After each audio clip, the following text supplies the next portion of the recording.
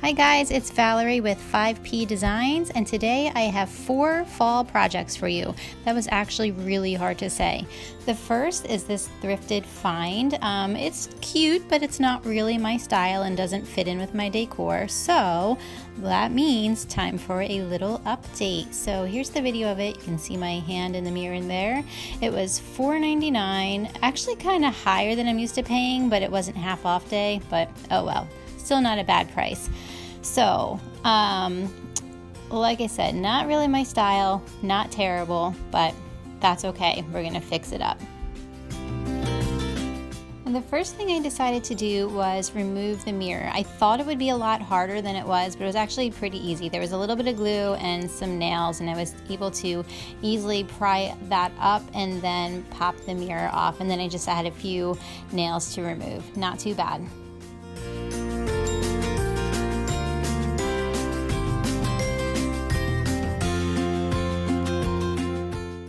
Our next step is just to give it a little sand where the flowers are, just to make sure there's no raised surfaces when I repaint it, and then of course give it a good clean.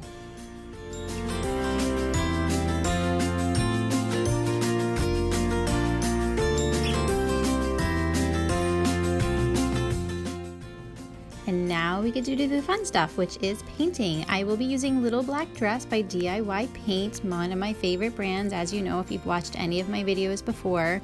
My kitchen is mostly black and white, and that's where this piece will be going, so that's why I chose black. I could have done white, but wanted something a little bit different this time, so we'll give it one. I think I ended up doing one coat, and then I just touched up here and there rather than doing a full second coat. And this is our second project. I used up the salt and just, I don't know, I just felt like I needed to do something with the container.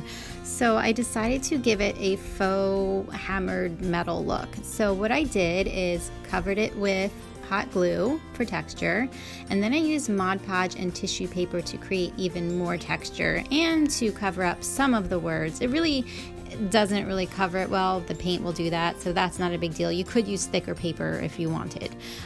So you'll see my little system with the Mod Podge and the tissue paper. Basically, I use my sponge brush and just like tap the tissue paper down, and this helps create a lot more texture.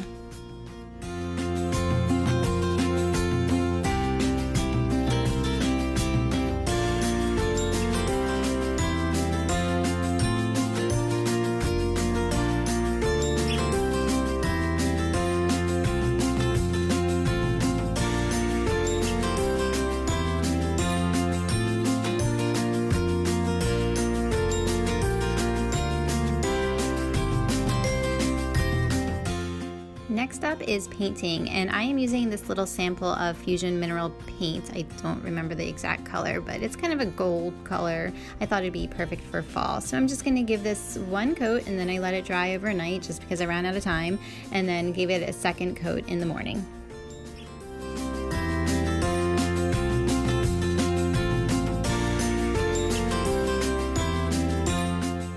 So remember how I took the mirror out of our little window box? This is what I will be replacing it with. I wanted something with texture and to bring a little warmth to the piece. So I'm just doing some, I think it's called hand crochet, and basically it's just a loop, stick your finger through, pull more thread through, and then you make another loop, and you just keep going and going and going. And I actually made a lot of this because I am using it for 2 of our projects today.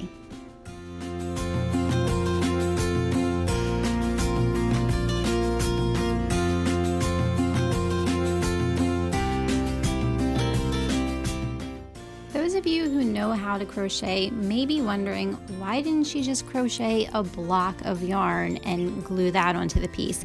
That would have been the smarter option, but originally I was going to do like this weaving type of thing, but it ended up adding too much bulk to it, so I am just going to go back and forth with the yarn until I cover everything.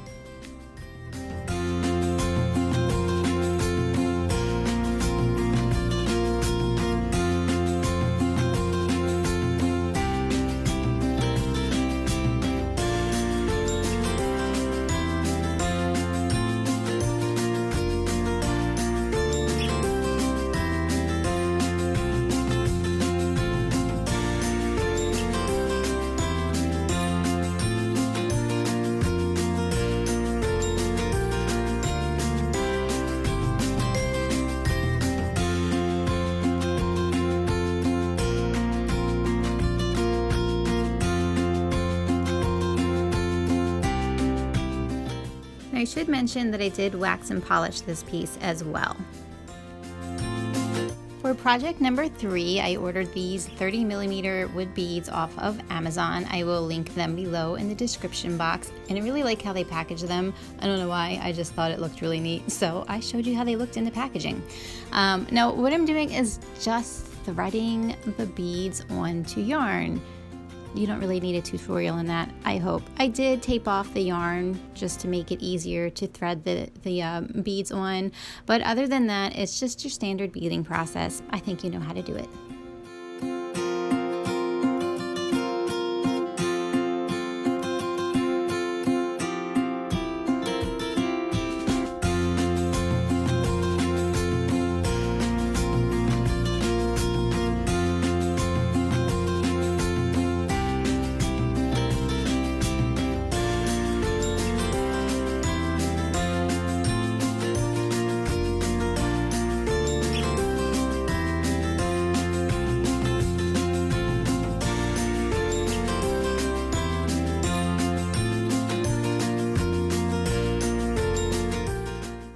To finish off our beads, I will be making a yarn tassel.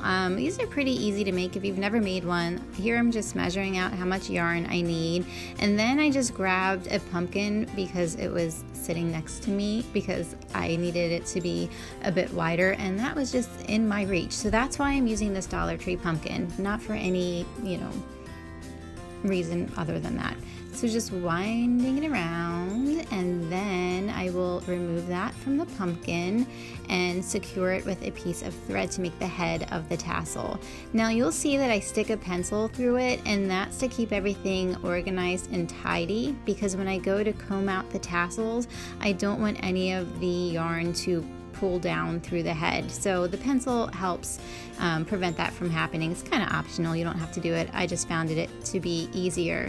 And also when you go to thread the yarn from the end of your bead rope into it, it just makes it easier to find the hole through the head of the tassel. So if you have any questions, just drop them below. It's a pretty easy process. You've probably seen it done before.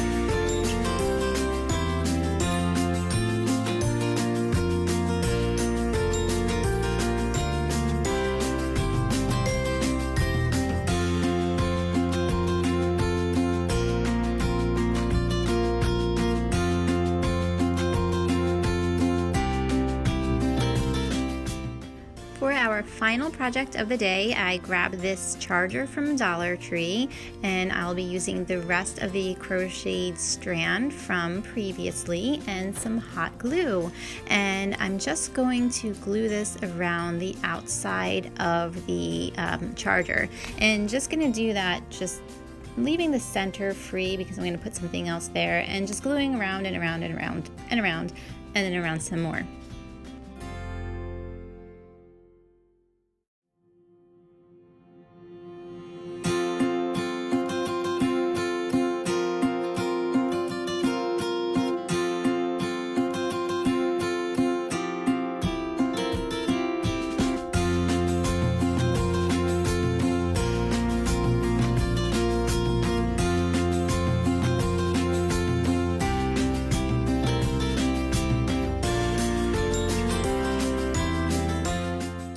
the center, I have these metal words from Dollar Tree, and I will be using the harvest words.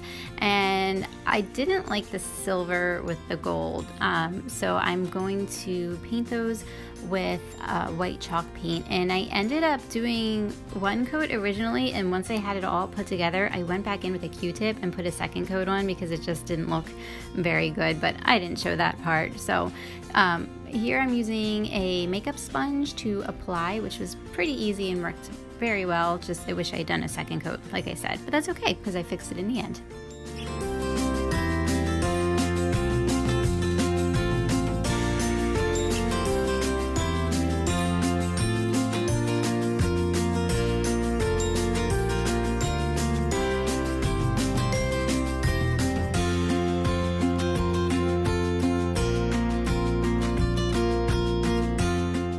Time to put it all together. So I'll be using hot glue to attach the word harvest, and then I also made this loopy bow. It's a standard loopy bow. There's a ton of YouTube videos on it if you haven't learned how to do that.